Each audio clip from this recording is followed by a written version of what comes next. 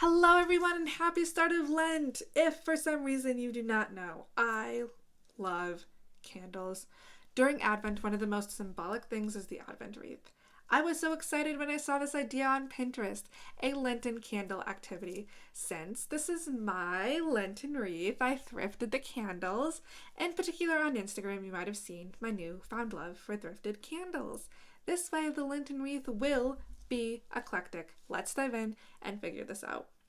And as always, you can find the original blog in the description. This activity will be simple but profound as we walk through Lent and prepare our hearts for the hope of Easter. We all love using an Advent wreath, where we eagerly count down the arrival of Jesus during December.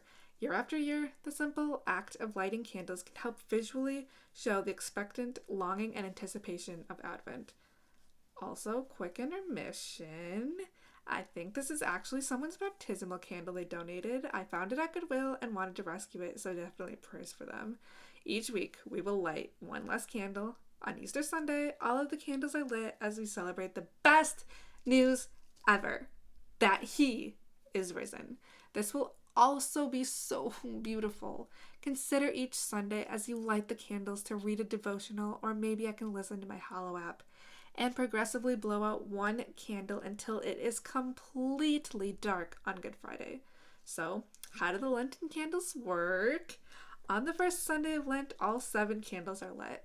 As each week of Lent passes, one candle is extinguished to be reminded that the light shines in the darkness, and the darkness has not overcome it. Unlike Advent, where a new candle is lit, each week the light slowly gets brighter and brighter. During Lent, each week gets progressively darker until there is complete darkness on Good Friday. Advent is a season of ever-increasing light, anticipating the incarnation of Christ. Lent is a season of decreasing light, approaching his crucifixion. Light is gradually extinguished to symbolize the journey through the wilderness and towards the cross and towards the tomb. On Good Friday, it appeared that the darkness and death had won. The light had been extinguished and defeated, but thanks be to God that it doesn't end there. Sin and death have been defeated. So here's what you'll need. 7 candles. Use whatever candles you like, or we recommend using 6 purple and 1 white. A tray. Use whatever tray you'd like, but consider using a wooden tray to remind you of the cross. Sand. Rocks. Head outside to find some rocks in nature, or you can use decorative ones. So how do we assemble our Lenten candles? Step 1, carefully pour the sand into the tray. Step 2, arrange the candles on top of the sand. Step 3, add the rocks, and again, all you have to do is extinguish 1 candle each Sunday of Lent. So what's the symbolism of the Lenten candles? So this is an uncommon practice, but here are the symbolisms behind each of the items. The rocks remind us that Jesus alone is worthy of adoration and praise. It reminds us that Jesus said, if the people wouldn't praise him, the rocks would. In Luke 19:40, we hear, I tell you, if these were silent, the very stones would cry out. The sand reminds us of the temptation of Jesus in the wilderness. From Matthew chapter 4, verses 1 through 11, he alone was tempted and hungry, yet he resisted sin and lived a perfect life. Isaiah chapter 40, verse 3, in the wilderness prepare the way of the Lord.